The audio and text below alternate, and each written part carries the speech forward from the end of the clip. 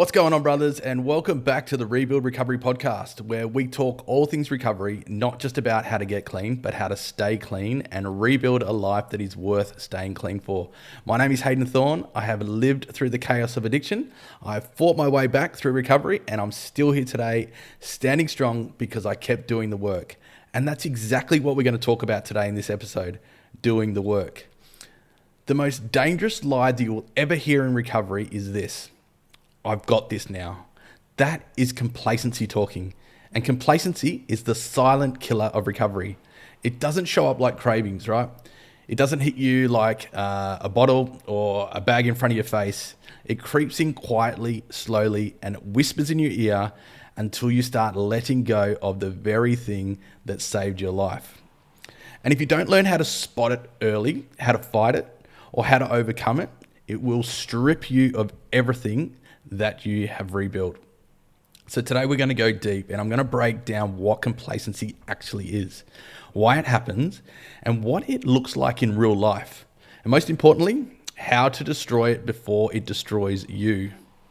So let's talk about the pain of complacency. People don't always relapse when their life gets to the absolute chaos point. They can also relapse when life looks good.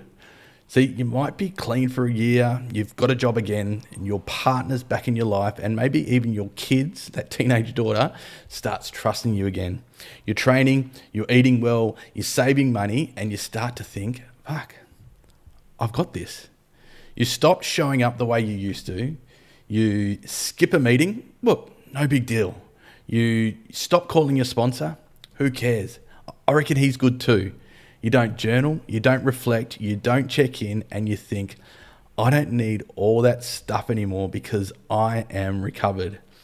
And that's the scary part, right? Because nothing bad happens right away.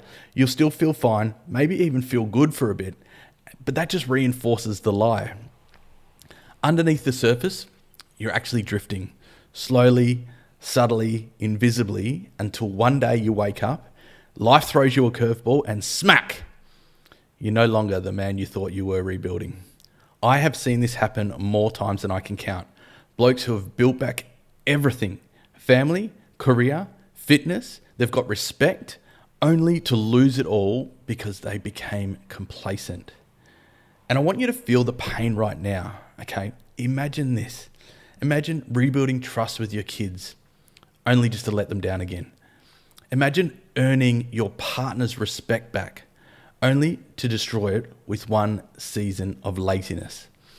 Imagine getting your health back. Your body is strong, only to throw it all away because you thought, I don't need this recovery shit anymore. That's what complacency can cost. Not just your sobriety, but your legacy. And I'll tell you from my own life, I've been through these seasons. I've felt the drift. I even went a few months without going to a meeting, and it almost took me out. I've told myself, I'll go this week. Tomorrow I'll call my sponsor. Tomorrow I'll get to that meeting, or tomorrow I'll get to the gym. But tomorrow is the most dangerous word in recovery. Why? Because tomorrow turns into next week, and next week turns into next month. And before you know it, the man you were becoming is gone, and the old self is just knocking on the door. So, why does complacency happen? Let's break this down. It's not random. It's not weakness. It's how the brain works. Number one, the brain craves comfort. Your nervous system is wired to avoid pain and seek the easy way out. Early recovery is full of discomfort, right? Meetings, getting vulnerable, doing the workouts, rebuilding broken relationships, making amends. But once you start tasting stability, the addict brain whispers, you can relax now. You're all good. You don't need to do the work so hard anymore. Boom, relapse. Number two, the ego lies. The addict voice, the ego, whatever you want to call it, loves to whisper, you've beaten this. You are not like those other guys anymore. You don't need the same structure or routine. You are fine now. That voice is dangerous. It sounds confident. It actually sounds like you, but it is a setup for a fall. Bang, relapse. Number 3, lack of growth creates drift. Think about your fitness, right? You can build muscle if you work out, put in the reps, keep turning up to the gym week on week, lifting, pushing harder.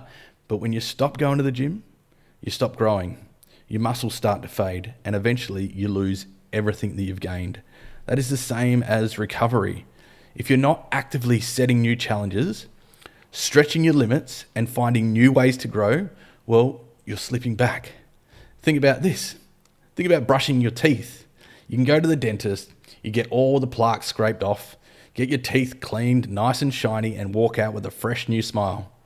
But if you stop brushing your teeth every day, it doesn't take long for the rot to set back in. One missed day, that doesn't show. A week later, you notice the plaque and you notice the smell. A month later, your gums are bleeding. And if you keep ignoring it, you're going to lose the teeth you thought were fixed. It's the same as recovery. You can put in the work, clean up your life, get that fresh start again. But if you stop maintaining it, if you stop doing the daily habits, checking in, the uncomfortable reps, the decay will come back. Slowly at first, and then all at once. And here's the brutal truth in recovery. There is no neutral. You're either moving forward or you're sliding backwards. Standing still is a lie. Let me give you some truth, because these are the signs of complacency, and be brutally honest with yourself, because one of these might be where you're slipping right now. You've stopped checking in. Stop checking in with your sponsor, your mates in recovery, your home group, whatever it is. You think you can do this alone. No good. You let your non-negotiables slip. So your journaling or your morning gratitude, your meetings, your workouts, the check-ins. You tell yourself, just for today, I'll skip it. You start hiding again. Maybe it's not the using, right? But you're avoiding hard conversations, you're avoiding being honest, and maybe you're avoiding some of the responsibility that you've just gained back. You start saying, tomorrow I'll get back on track. Tomorrow I'll pick it up again. But brother, if you're seeing yourself in any of these, don't ignore it. This is where the relapse starts. Not with the drink in your hand, but with that lazy thought in your head. So, how do we kill complacency? How do we fight back? How do we stay sharp, stay hungry, and keep moving forward?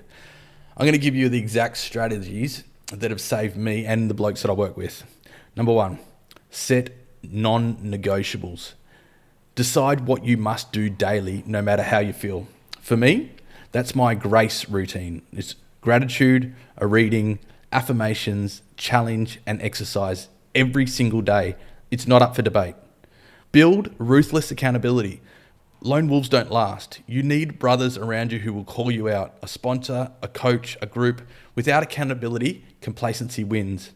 Stay in service. You can't be complacent while you're serving others. Helping another person keeps you sharp, it keeps you humble, and it keeps you grateful. Service pulls you outside of yourself. Keep raising the bar. Never stop setting goals. Set fitness goals, career goals, relationship goals, spirituality goals, whatever it is. If you're not chasing something, you're sliding. You've got to have a mission or a mountain to climb. Stay humble. The moment you think you're above the basics is the moment that you're in danger. Meetings, fitness, connection. Guys, these things are for life, not just for early recovery. And here's a practical tool that you can do every week. Ask yourself, where am I drifting? Where did I let complacency creep in this week? And if you're honest with yourself, it'll show up straight away. You'll see it. Then get ruthless and cut it off. So let me leave you with this. Complacency just doesn't take your sobriety, right? It takes your life. It can take your family, and it can take your legacy.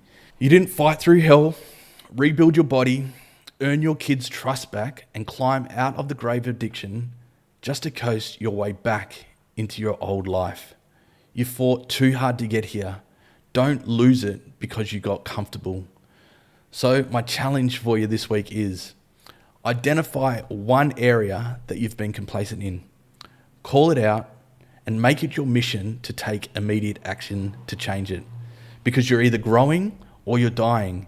And if you've listened to this, I know which side you actually want to be on.